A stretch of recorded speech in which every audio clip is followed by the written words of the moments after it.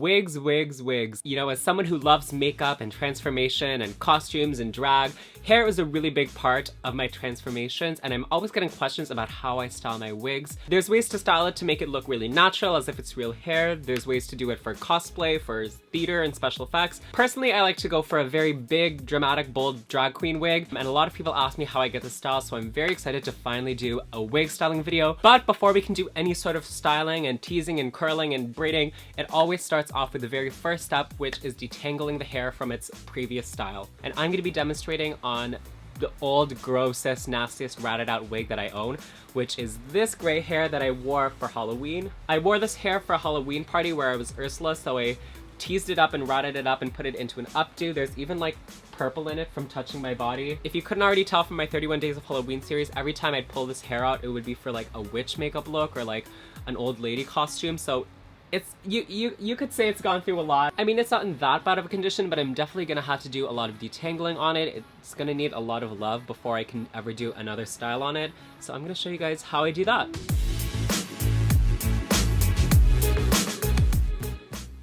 So this is what it looks like right now, just to give you guys an idea of what we're dealing with. Like I said, pretty much impossible to run your fingers through. So I'm gonna detangle her and straighten her out, and the tool that I use to do that is a steamer.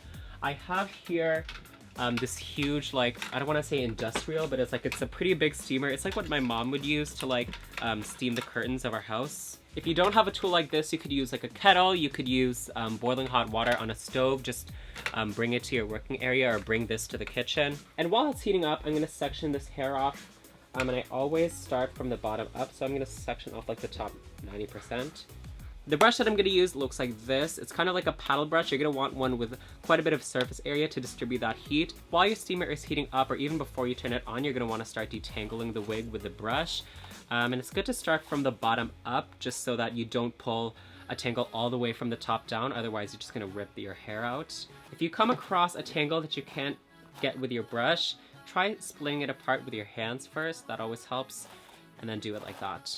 It also helps when you just do it section by section. Even though this is already kind of a section, I take an even smaller strand. When you try to detangle the entire wig as one big unit, you're just going to be overwhelmed, so it's always best to take the smallest sections that you can in order to get really thorough.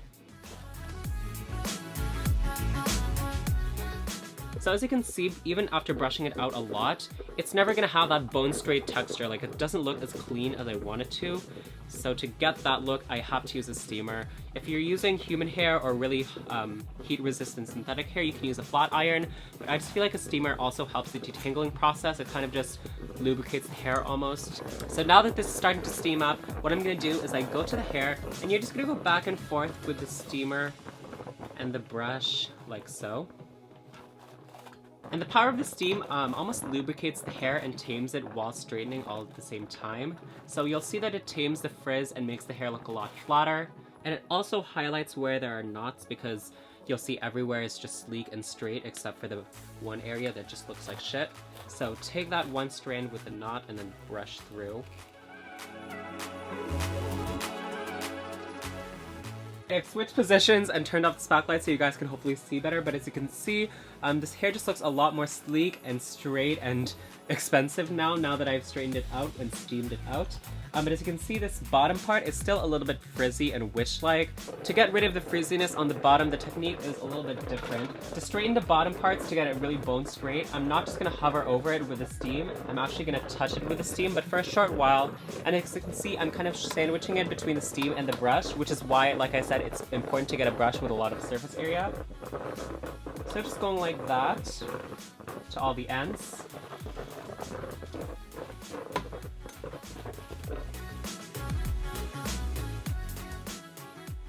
And as you can see, the hair looks a lot better, and those ends don't look as frizzy anymore. They look a lot cleaner. If you're finding you're still getting some little frizzy parts, honestly, you can just get a pair of scissors and cut them off.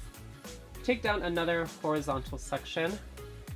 And sometimes to make it a little bit easier on myself, I'll actually take this done section and clip it up and out of the way just to make it easier on myself so I don't have to brush through so much hair. And now I'm just going to do the exact same thing on this section of hair.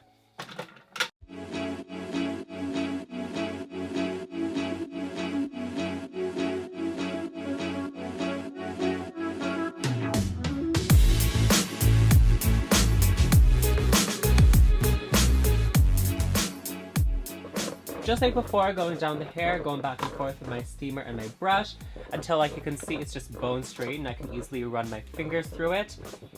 And like I said, just blast the ends with a quick shot of the hot steam. Just look at that though, isn't that amazing? You never would have thought that this once looked like this hair up here. So I'm gonna go ahead and section it off again. Put it in with the little done pile that we've got. You can even brush them together and then section that off. Taking another section now, and I'm probably gonna time lapse this so it's easier for you to watch, but basically the same idea. When I get a new section, what I'm gonna do is just brush it out first with my brush to make it easier on the steamer so I don't end up steaming the knots together. Brush it out as much as you can, and then turn on that steamer. And then when the steamer is on, just go back and forth between the steam and the brush, and when it's mostly straight, hit the ends with some steam.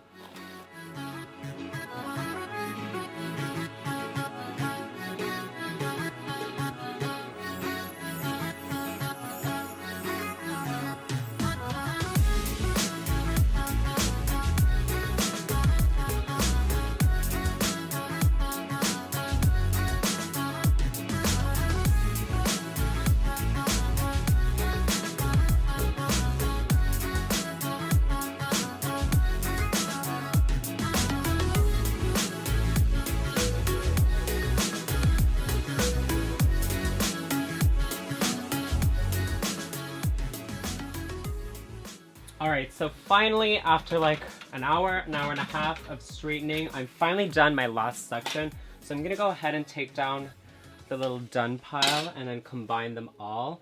And before I claim victory over this wig, I'm just gonna go through the entire thing, maybe turn on that steamer again and go over it one last time just to catch any little kinks and knots that I may not have gotten.